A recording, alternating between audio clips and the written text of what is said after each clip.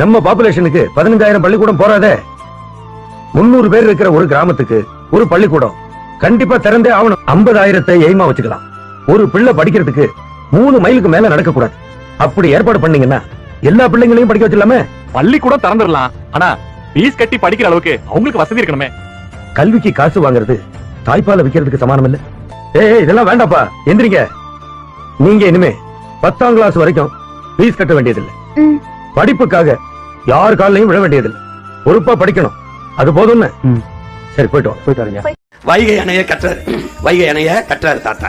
அது நீரை தேக்கி பாசனத்துக்கு பயன்படுத்தணும், வேளாண்குடி மக்களை வாழ வைக்கணும் முடிவெடுத்துட்டாப்ல. 20 கிராமத்தை வெளியேற்றுறாரு. அதுல நம்ம ஐயா கவிப்பேரரசு வைரமுத்து கிராமமும் இருக்கு. அவர் கவிதையிலே எழுதுனது. இந்த மக்களுக்கு மாற்று இடத்தை கொடுத்துறாரு. இந்த இடத்துல போய் குடியிருங்க ஐயா, என் பிள்ளைகளேன்னு கொடுத்துட்டு அதுக்கு இழப்பீடும் கொடுத்துட்டு இந்த 20 கிராமத்தில் இருக்கிற நிலப்பரப்பை எடுத்து வைகை அணைய தாத்தா கட்டுறாரு. கட்டிட்டு திறக்க போறாப்ல. திறக்க போகும்போது வரக்கூடாதுன்னு 300 பேர் கருப்பு கொடியை கட்டிட்டு காமராஜர் திரும்பி போ வராதே போராட்டம். அப்போ உள்ள இருந்தவங்க ஓட்டுநர்ல ஐயா திரும்பி போயிடலாம்ங்கிறாங்க. தாத்தா என்ன சொல்றாரு, இப்படி விலைக்கு ஓட்டுனே மறுபடி வண்டியை விலைக்கு ஓட்டி போறாப்ல. வர வேண்டாம்னு சொன்னவங்க 300 பேரு அங்க போனா வண்டி விட்டு இறங்கின 10,000 பேர் மாலையோடும் தாளத்தோடும் பூவோடும் ஆரத்தியோடும் காத்திருக்கான். இப்ப இறங்கினவன தாத்தா திரும்பி போகலாம்னு சொன்னவர்கிட்ட கேட்கிறாரு, எதை பார்க்க சொல்ற, 300 பேரையா 10,000 பேரையாங்கிறப்பல விளங்குதுன்னு நினைக்கிறேன்.